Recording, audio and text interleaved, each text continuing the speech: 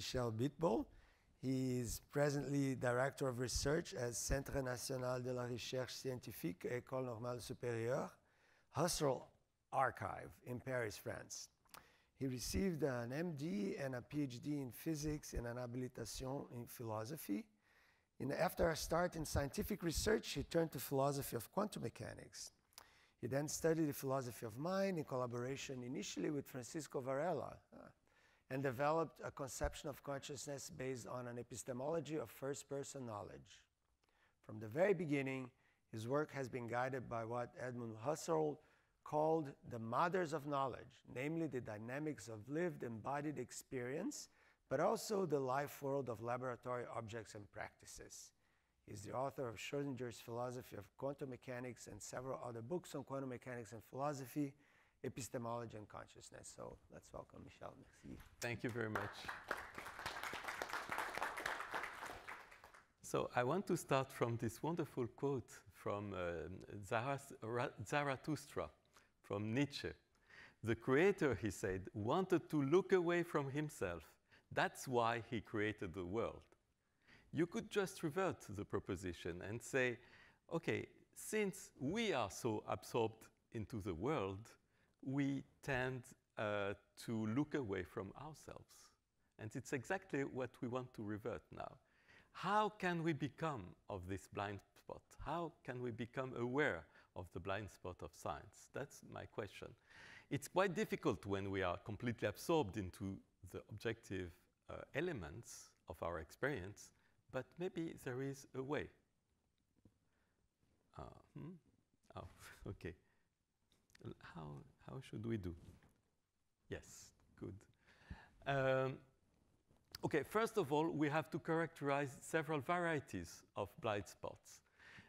Some blind spots are quite easy to see. For instance, this one, the so-called blind spot by vacancy. When you have just a black area into your visual field, you say, oh, by contrast with respect to the rest of my visual field, this is a hole. This is something missing. So it's quite easy to see it. The second case is more interesting, and it's the typical blind spot of the retina. There is something missing, but on the other hand, you do not see a hole instead of what is missing. You just see a continuity with the rest. And you only guess that there is something missing by contrast with something that appeared earlier. So it's the case for the retinal blind spots. You have done already this exercise yesterday of trying to see the black dot, and sometimes it disappears, but there is no hole in the visual field. And there is a third possibility. It's the so-called aware spot. So let's do an exercise suggested by Douglas Harding. You show with your finger everything.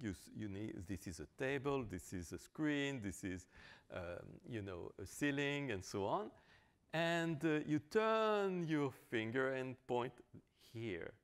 And what do you see? At the surface, you would say, I see a finger. But in fact, this is a typical mistake of one who tries to see the finger, but not the moon that is shown by the finger. And what is shown by the finger is what? I see no quality here. I see something empty and free to let everything else arrive to me. And I see, especially, I feel the origin of awareness. The origin of my awareness of this finger is where the finger points. Okay? So we can realize that there is something special here. Okay, this idea has been expressed beautifully, as you all know, by Wittgenstein, and it has been quoted by Robert. Nothing in the visual field allows you to infer that it is seen by an eye. Is it true? Is it really true? At any rate, you can, before we answer this question, you can generalize. Nothing in experience allows you to infer that it is experienced. What do you see? Objects. Do you see experience? No. Do you realize that objects are experienced? Usually not. And Nishida Kitaro, the Japanese philosopher, generalized or extended these remarks to science, to objective science. He said, as soon as one has adopted the standpoint of objective knowledge, the knower doesn't enter into the visual field. So it's the same idea, but applied specifically to objective knowledge. Now, how do we usually realize that all these things are seen by an eye, my eyes? Okay? Usually, well, we can use a mirror and get a third-person view of ourselves, especially of our eyes. This is the picture at the left. But what about the visual field itself? Can it reveal anything about its being seen by an eye? Yes. Why? Because there is a structure of vanishing point and vanishing lines converging towards the vanishing point. The vanishing point is, you know, the expression in the visual field of its being seen from somewhere, namely from an eye. What about experience now? The case of experience is more tricky because there is no way to get a third-person view of experience. And therefore, you only have experience seen from the first-person standpoint. Yet, there are features that are typical of this experience. For instance, the analog of vanishing point is called by phenomenologists such as Heidegger situatedness, the fact that everything is experienced from somewhere. And this from somewhere shows that it's not just a sort of blank experience, it's experience seen from somewhere. So there might be a way, very difficult way, because usually you don't do that, but there might be a way to realize that all these things are not just things, but they are experienced. And this move from the things to the experience to the experience of the things, this move backwards is called by Kant, by Husserl, and so on, the transcendental deduction. Okay, so it was Kant who invented a new use of the word transcendental. You know that in the Middle Ages, and still in the usual meanings of words in English, transcendent and transcendental are almost synonymous. They mean beyond. Beyond what? Beyond appearances, beyond experience. Something that explains experience, but it's not directly experienced. But Kant distinguished between the two meanings. He said, as soon as we posit with the unconditioned, outside of all possible experience, the ideas become transcendent. So this is the usual meaning of transcendent. But Kant uses transcendental in a completely different sense. It's not what is beyond appearances, but what is below appearances, and becomes the condition of possibility of these appearances. It's from where appearances appear. That is the new sense of transcendental by Kant. Now, what can you say about the transcendental? Can you speak of it? Can you use words to describe it? Can you characterize the condition of possibility of it? And Kant says, no, this, namely, the transcendental, cannot be further analyzed or answered because it is of such condition that we are in need for all our answers and for all our thinking about objects. So the transcendental itself cannot be an object of thought. It is a condition for any object of thought. And yet, we can do what Kant called a transcendental deduction, because as soon as we realize the structure of our experience, we can derive some properties of the condition of possibility for there being an experience of a set of elements that we can take as if they existed a part of us. The as if clause is very important in Kant. Now, let me list a series of statements about the transcendental.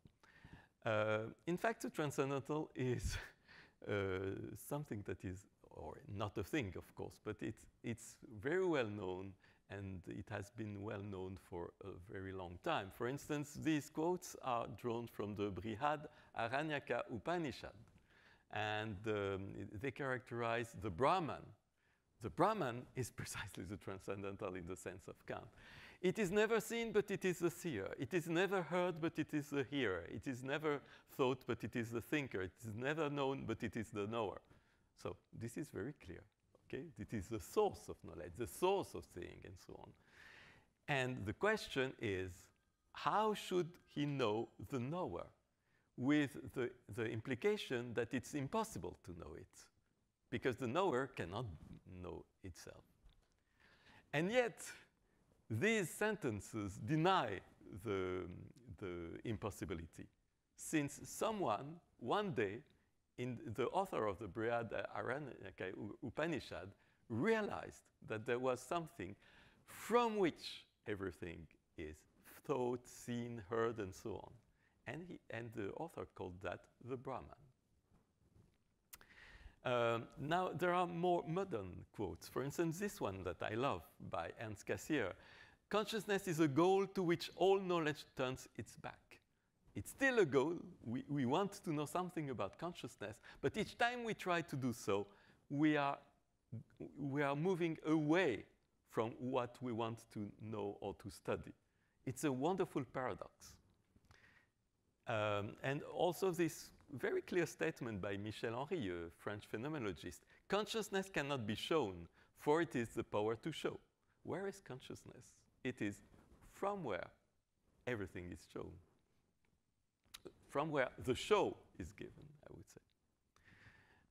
Okay, maybe I can skip some of these sentences, including the wonderful one by Giovanni Gentile, an Italian philosopher, and turn to Husserl. So according to Husserl, the ego, he was speaking of an ego, and maybe it's an improper way of putting things, but it was Husserl's manner at the time of his so-called transcendental turn. The ego who bears within him the whole world as an accepted sense. Okay, the world is a sense for the transcendental ego, according to Husserl, and who in turn is necessarily presupposed by this sense, is called transcendental. Here is the definition that Husserl gives of the transcendental. And now, you know that Husserl discovered Buddhism about 1924. So he was given a book, a translation of the Sutta Pitaka in German, and the author of the translation asked him to give a comment, a preface. And in his preface, Husserl wrote the following sentence: Buddhism looks purely inward, in vision and deed. It is not transcendent, but transcendental. So Husserl, maybe he was right, maybe he was wrong, at any rate, he recognized immediately in Buddhism something that was amazingly akin to his phenomenology. Buddhism has no transcendent God, but it explores the transcendental field of consciousness. How do you do that? How do you land into this field that is to be explored? To do that, you have to perform the epoche. The epoche is a Greek word meaning suspension, cessation. Primarily, it is suspension of verbal judgments. This idea was posited long ago by Greek thinkers such as Pyrrho, the skeptic, and the Stoics. And according to them, it was necessary to suspend any judgment about the value, the beauty, and so on of things just to reach ataraxia. They are as they are, and we don't have to judge them. You certainly know that Piro was very much influenced by his Indian knowledge. You know, he traveled to India with Alexander the Great, and he brought back some Indian ideas. But in phenomenology, you don't only suspend the verbal judgments, you also suspend the pre-verbal judgments. Namely, when you see something like that, you don't necessarily say, this is beautiful, or this is gray, or this is a table. You immediately take it as a table, because you think, okay, I can use it to put my things, to work on it, and so on. So immediately, even before you have pronounced the word table, you recognize this as a possibility of using it as a table. And even that is to be suspended by the epoche. So what do you obtain then? We'll address the question later. What is left after you have suspended even the pre-verbal judgments? At any rate, it's very important to understand, against many contemporary judgments, that the epoche is not just a rhetorical element of Husserl's philosophy. You know, many of sometimes my colleagues say, oh yes, that's just a sort of verbal element of his philosophy. No, according to Husserl, the epoche is dramatic, is something that changes suddenly your state of consciousness. It's not something cheap, you know. He says, phenomenology implies a complete self-transformation, which can be compared to a religious conversion. You see things completely differently when you have performed the epoche. This epoche is radical, it's immediate, and so on, but it's similar in scope to Descartes' doubt, the famous doubt about everything, about things, and so on. The only difference is that in Husserl, you don't doubt things out there. You just suspend any judgment about them. You don't say they don't exist. You don't say they exist. You just let them be as they are, namely here, apparent, nothing more.